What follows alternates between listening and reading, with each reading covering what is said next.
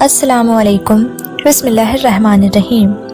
عربی زبان میں رمضان رم سے لیا گیا ہے، جس کے مطلب شدید گرمی اور تبس کے ہیں۔ ماہ رمضان میں مسلمان روزے کی حالت میں سارا دن بھوکا اور پیاسا رہتا ہے۔ رمضان سے مراد جل جانے کی ہے کہ کس چیز کا جل جانا، رمضان میں جل جانے سے روزے کا کیا تعلق ہے اور کیا واسطہ ہے۔ ناظرین، رمضان ایسا مہینہ ہے کہ جس میں اللہ پاک مسلمان کے سارے سال کے گناہوں کو بخش دیتا ہے۔ جس طرح انسان بھوک اور پیاس کی شدت کو محسوس کرتا ہے، بھوک اور پیاس میں جلتا رہتا ہے، جتنی شدید بھوک اور پیاس لگتی ہے اسی طرح آگ پیدا ہوتی رہتی ہے۔ ایندھن کی آگ میں چیزیں جل کر راکھ ہو جاتی ہیں، اور رمضان میں روزے دار کی بھوک پیاس سے جو آگ بنتی ہے اس سے اللہ پاک مسلمان کے سارے سال کے گناہوں کو جلا کر راکھ کر دیتا ہے۔ آخری روزے اللہ تعالیٰ روزے دار کے پورے سال کے گناہوں کو اس طرح جلا دیتا ہے اور روزے دار کو پاک اور صاف کر دیتا ہے جیسے کہ اس انسان نے ابھی جنم لیا ہو۔ حج کا مہینہ آئے تو انسان کے اعمال ویسے کے ویسے رہتے ہیں جیسے پہلے ہوتے ہیں، لیکن جب رمضان آتا ہے تو رسول اللہ صلی اللہ علیہ وسلم کا فرمان ہے، ہر نیک کام کرنے کا ثواب کئی گنا بڑھا دیا جاتا ہے۔ ایک فرض کو ادا کرنے کا ثواب 70 فرائض کے برابر ہو جاتا ہے۔ ایک نفل کو ادا کرنے کا ثواب ایک فرض کے ادا کرنے کے برابر کر دیا جاتا ہے۔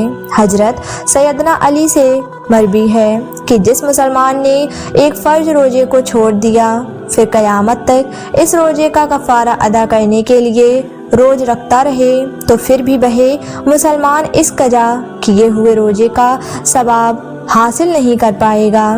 فرض روزے میں بہت زیادہ طاقت ہے، بغیر کسی وجہ سے رمضان کا روزہ قضا کرنا بہت بڑے گناہ کے زمرے میں آتا ہے۔ اس اعمال کو جاری رہنے سے انسان فاس اور فاجل ہو جاتا ہے۔ اس حالت میں انسان کو اللہ تعالیٰ سے سچی توبہ اور استغفار کرنی چاہیے تاکہ اللہ پاک ہم کو اس گناہ سے معاف کرے۔ رسول اکرم صلی اللہ علیہ وسلم نے فرمایا، میری ملاقات ایسے لوگوں سے کروائی گئی جن کو ایڑیوں کے بل الٹا باندھا ہوا تھا، ان کی آنکھیں چیخ ریجا ریجا کر دی گئیں۔ رسول اکرم صلی اللہ علیہ وسلم نے فرمایا، میں نے پوچھا کہ یہ کون لوگ ہیں؟ مجھے بتایا گیا یہ وہ لوگ ہیں جو افطاری سے پہلے روزہ افطار کر لیا کرتے تھے۔ پیارے بھائیوں، یہ سزا اس بندے کی ہے جس نے روزہ تو رکھا لیکن افطاری سے پہلے ہی کھولا۔ یہ سزا اس کی ہے جس نے افطاری میں جلدی کی۔ ذرا سوچئے، جس نے روزہ رکھا ہی نہ ہو تو اللہ پاک نے اس بندے کی کیا سزا رکھی ہو۔ ہم اللہ تعالیٰ کی ذات سے دنیا اور آخرت کی سلامتی کے بارے میں سوال کرتے ہیں۔ اللہ کی رحمت بہت زیادہ ہے۔ اللہ پاک رمضان کے مہینے کے ثواب کے بارے میں یوں ارشاد فرماتا ہے، ایک فرض کو ادا کرنے کا ثواب 70 فرائض کے برابر کر دو، نفل کو ادا کرنے کا ثواب فرض کے برابر کر دو۔ جو پورا رمضان تراویح کی پابندی کرے اور پورے مہینے کے روزے رکھے تو اللہ پاک اس بندے کو گناہوں کو ایسے دھو دے گا جیسے اس بندے نے آج ہی جنم لیا ہو۔ اللہ پاک کا ارشاد ہے کہ جس نے روزہ اور نماز میری رضا کو حاصل کرنے کے لیے رکھا اس کے سارے سال کے گناہوں کو معاف کر دوں گا۔ رات کا قیام کسی امت کو عطا نہیں ہوا۔ رمضان کے مہینے میں اللہ پاک نے آسمانی کتابوں کو نازل کیا۔ پہلے روزوں کو اللہ تعالیٰ نے حضرت ابراہیم علیہ السلام پر، 2 رمضان کو حضرت موسیٰ علیہ السلام پر تورات نازل کی، 8 یا 6 رمضان میں حضرت داؤد علیہ السلام، 12 یا 18 رمضان کو حضرت عیسیٰ علیہ السلام پر انجیل کو نازل کیا۔ باقی کتابوں کو مکمل ایک ہی دفعہ نازل کیا گیا، لیکن رمضان بھی لیلۃ القدر میں غار حرا میں قرآن پاک کو نازل فرمایا گیا۔ اللہ تعالیٰ نے قرآن پاک کو ایک بار میں ہی نازل نہ فرمایا۔ قرآن پاک کو اللہ پاک نے 23 سال کی مدت میں مکمل کیا۔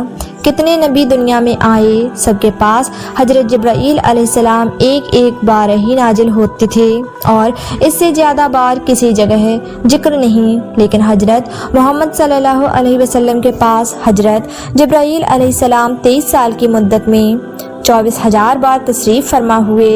जो शख्स रमज़ान मुबारक में सुबह को रोज़े की हालत में और रात को तरावीह अता करे तो उसको बहुत ज़्यादा सवाब मिलता है।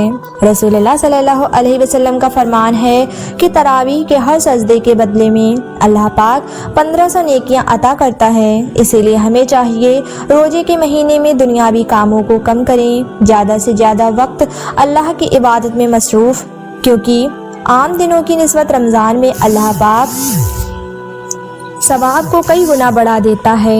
अपने मुलाजिम को भी रोज़े की तलकीन किया करें। मुलाजिमों से रमज़ान में बिल्कुल काम ना करवाएं ताकि वह आम मामूल के मुताबिक कामों में मशगूल रहने की बजाय ज़्यादा से ज़्यादा वक्त अल्लाह की इबादत में गुजारे। रोज़ेदार के जिस्म से रोज़ा फालतू चीज़ों को ख़त्म करके शैतान के खिलाफ लड़ने की ताकत देता है।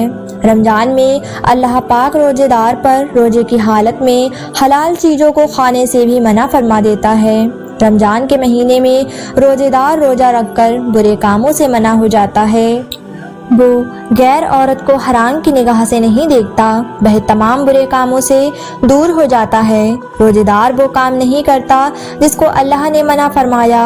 वो गाली गीबत झूठ जैसी बुराइयों से बचता है। जब वह रोज़े की हालत में खाना पीना छोड़ देता है तो उसे पता चलता है कि ऐसा करने से रोज़ा टूट जाता है, तो वो किसी की गीबत क्यों करे, किसी को गलत नज़र से क्यों देखे।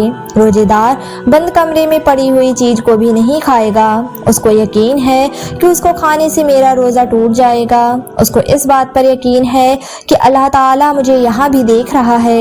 रोज़ेदार कभी भी बंद कमरे में पानी नहीं पिएगा, नहाते हुए भी अपने मुंह में पानी का कतरा नहीं जाने देगा, क्योंकि उसको यकीन है कि अल्लाह ताला मुझे हर जगह देख रहा है।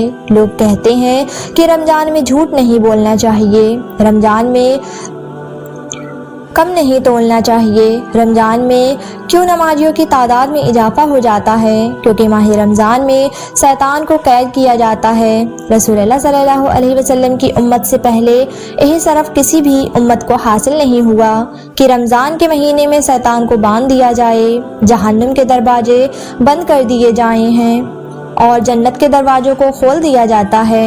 रमज़ान के महीने में उम्मत मुहम्मदी सल्लल्लाहु अलैहि वसल्लम पर मछलियाँ और हवाएं भी दुआएं करती हैं। किसी उम्मत को यह शर्फ हासिल नहीं हुआ था कि रात के आखिरी पहर इबादत करने से उसके सब गुनाहों को माफ़ कर दिया जाता हो। रसूलुल्लाह सल्लल्लाहु अलैहि वसल्लम की उम्मत के सिवा यही शर्फ किसी उम्मत को हासिल नहीं हुआ कि रमज़ान के महीने में विसाल करने वाले का इंतजार जन्नत की हूरें जन्नत के दरवाज़ों पर खड़े होकर कर रही हों। अल्लाह पाक रोज़ेदार के लिए जन्नत तैयार करता है। दुनिया में मेरे इस बंदे ने रोज़ा रखकर सारा दिन भूख और प्यास से गुजार दिया है, मैं यहाँ इसका सिला अपने नेक बंदों को अता करूँगा। अल्लाह से दुआ है कि वह हमें नेक आमाल करने और रमज़ान मुबारक के रोज़े पूरी हिम्मत और बरकत के साथ रखने की तौफीक अता फरमाए। अपना बहुत सारा ख्याल रखें, दुआओं में याद रखें। अल्लाह हाफिज़।